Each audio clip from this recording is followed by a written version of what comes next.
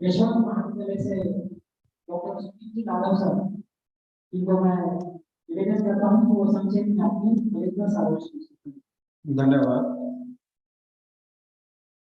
लकड़ी की काठी काठी का घोड़ा, घोड़े की धुन पे जो मारा हथौड़ा, घोड़ा दौड़ा दौड़ा दौड़ा उठा के दौड़। ऐसे गीत हम बचपन से सुनते आए। भाषा ज्ञान को जब बच्चा समझने लगता है तब साहित्यकार उसकी इच्छा और आकांक्षा और उसके मनोविज्ञान का अध्ययन करता है और शिक्षा, संस्कार और व्यावहारिक ज्ञान देने का काम करता है। लेकिन आज का माहौल ऐसा है कि माता पिता के लिए बच्चा सब कुछ है, लेकिन बच्चे के लिए माता पिता समय नहीं दे पा रहे हैं। ये मैं स्वयं भी अनुभव कर पा रहा हूँ। मैं भी पढ़ाने के लिए जाता हूँ, मेरी पत्नी पढ़ाने के लिए जाती है। बच्चों को हम समय नहीं दे पाते तो संस्कार क्या दे पाएंगे? बच्चों को संस्कार देना, शिक्षा देना, ये उम्र ऐसी है कि इस समय बहुत जरूरी है। व्यवहार ज्ञान देना। पुराने समय में हमारे पास संयुक्त परिवार हुआ करते थे और उस समय नाना नानी, दादा दादी बच्चों को शिक्षाप्रद कहानियां सुनाया करते, गीत सुनाया करते थे, व्यवहार ज्ञान दिया करते थे। लेकिन कहीं ना कहीं आज ऐसा लग रहा है कि इसकी कमी हो गई है। आज हो सकता है आधुनिकता के चलते हम आधुनिक शिक्षा पद्धति को हमने स्वीकार किया, इसमें टेक्नोलॉजी आ गई, शिक्षा का स्वरूप बदल गया और हम अंग्रेजी शिक्षा में पढ़ने लगे हैं। लेकिन हम वो नहीं दे पा रहे जो हम पहले दे पाते थे। क्या सच में ही स्कूलों में वो शिक्षा मिल पा रही है, संस्कार मिल पा रहा है, व्यवहार ज्ञान मिल पा रहा है क्या बच्चों को? क्योंकि ये बहुत जरूरी है। बच्चा जब ये सीखेगा तभी तो आगे बढ़ेगा। उसके तन और मन का विकास भी बहुत जरूरी होता है। ऐसे समय में साहित्य ने सबसे बड़ी क्रांतिकारक काम किया, ऐसा मैं कह सकता हूँ।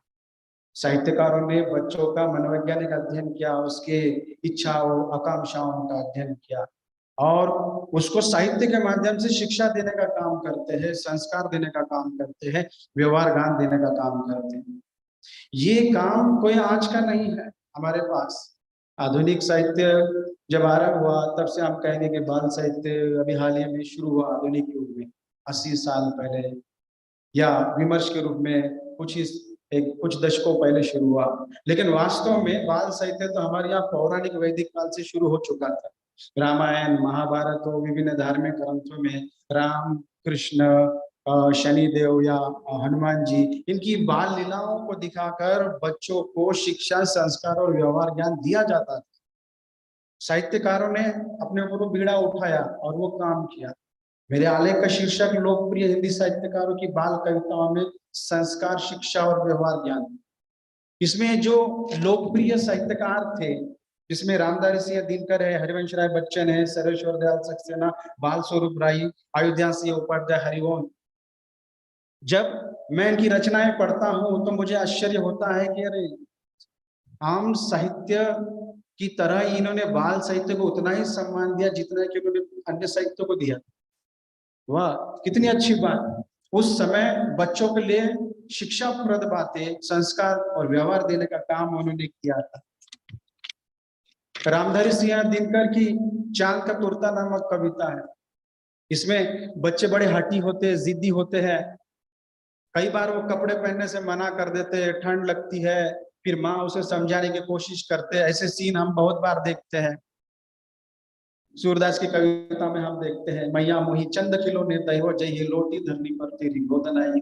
ये सारी बातें हमने देखी है। चांद का कुर्ता नामक कविता में स्पर्धा भाव को जगाया, उसकी मनोविज्ञान का अध्ययन किया गया कि देखो, चांद एक बालक है, अपनी माँ से कह रहा है कि मुझे एक झिंगोला सिला के दे दो, एक कुर्ता सिला के दे दो। माँ कह रही कि तू कभी छोटा होता है, कभी बड़ा हो जाता है, कभी दिखाई नहीं देता, तेरा साइज कम ज्यादा होते रहता है, मैं कैसे कुर्ता सिलाऊं? बालक चांद कह रहा है कि नहीं, मुझे छोटा बड़ा साइज में सिला कर दो। अब ये बातें जब बच्चा सुनेगा तो बच्चे के मन में भी जागरूक, जब चांद कुर्ता पहनना चाहता है ठंड में तो तू क्यों नहीं पहनेगा? शिक्षाप्रद बातें। हरिवंश राय बच्चन की सबसे पहले नामक कविता, बच्चों को सुबह उठना कितना जरूरी है, जिससे मन, मस्तिष्क, शरीर तरोताजा बलवान बनता है, धमनियों में खून का संचार तेज होने लगता है, स्मरण शक्ति बढ़ती है, चेहरे पर तेज निर्माण होता है। तो सबसे पहले उठना जरूरी है। हरिवंश राय बच्चन ने सबसे पहले नामक कविता ने बच्चों को सुबह उठना कितना अच्छा होता है वो बताया। सुबह उठने के बाद अरुण लालिमा वाला सूर्य कितना सुंदर दिखता है, ठंडी हवाएं, पेड़, पक्षी, पंछी चहचहाने वाले, वो बच्चा आज मैं सुबह सुबह उठ गया हूँ, मैं सारे सुंदर दृश्यों को देख रहा हूँ। आज उठा मैं सबसे पहले आज सुनूंगा हवा सवेरे की चलने पर हिल पत्तों का करना हर हर देखूंगा, पूरब में फैले बादल पीले लाल सुनेले, आज उठा मैं सबसे पहले आज सुना मैं चिड़ियों का डेना पड़का पर चह चह कर उड़ना फर पर देखूंगा, पूरब में फैले बादल पीले लाल सुनेले, आज उठा मैं सबसे पहले। कितनी सुंदर सुंदर कविता है उस समय के साहित्यकारों ने लिखी। सर्वेश्वर दयाल सक्सेना के मेले में लल्ला नामक कविता। बच्चे बड़े भोले होते हैं, अज्ञानी होते हैं, उन्हें व्यवहार ज्ञान नहीं होता है, मेले आकर्षक होते हैं। हमने समय में देखा, आज के मेले अलग है, हमारे समय में देखिए 40, 50, 60 साल पहले का जो समय था, मेले बड़े आकर्षक होते, बच्चों को अपनी ओर आकर्षित कर देते।